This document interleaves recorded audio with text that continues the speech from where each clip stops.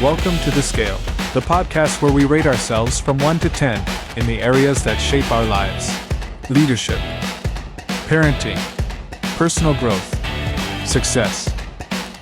Each week, James challenges you to be honest about where you are and gives you the tools to move closer to a level 10 life, built on respect, focus, and discipline. So where are you on the scale today?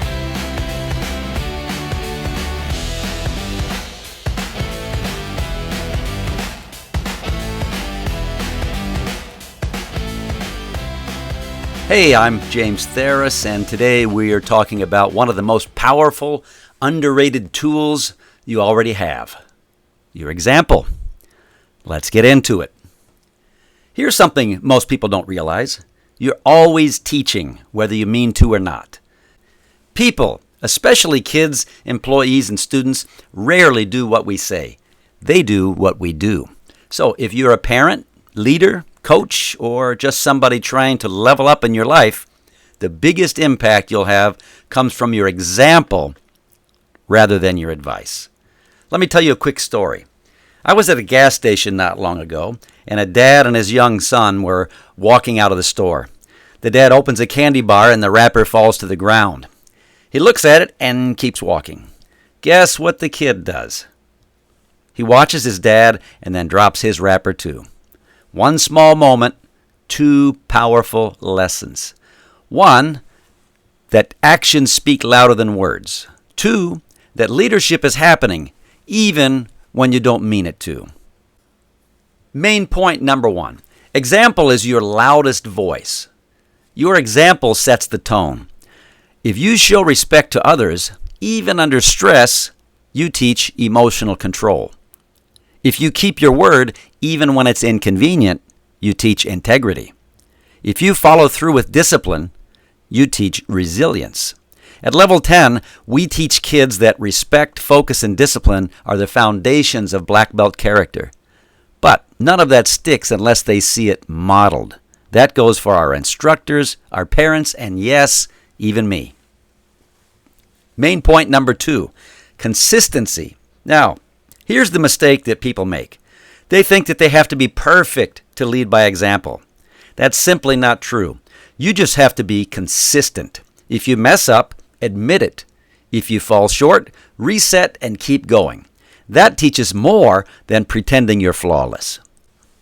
The strongest leaders I've ever met weren't the ones who never failed. They were the ones who were honest, humble, and kept showing up. Main point number three. Your kids, team, or followers are watching. Whether it's your children, your staff, or even your peers, they're watching how you handle failure, how you treat others who can't do anything for you, how you react under pressure, and how you talk about yourself when you think nobody's listening. So the question is, if they did what you did, where would they end up? Let that sink in. That question will shape how you carry yourself daily, not with fear, but with intentionality. All right, for a practical application, I want you to rate yourself on the scale of 1 to 10. On a scale of 1 to 10, how well are you modeling the values you want others to live by? Where are you strong?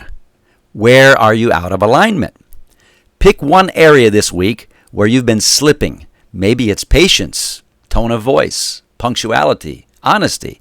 Then ask yourself, what would level 10 look like in this area? And what's my next move toward it? This week's challenge is simple. Pick one moment where you normally check out, react poorly, or just go through the motions, and instead choose to lead by example. Be the role model your kids, students, or team need, not just the one they have. And remember, leadership isn't something you do only when people are watching.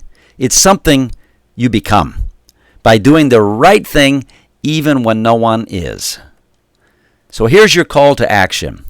If today's message challenged you, inspired you, or reminded you of something important, share this episode with someone who's trying to lead better too. And if you had a level 10 moment this week, post it or tag me or DM it. I'd love to hear how you're applying the message in real life. Until next time, keep raising your standards and keep climbing the scale.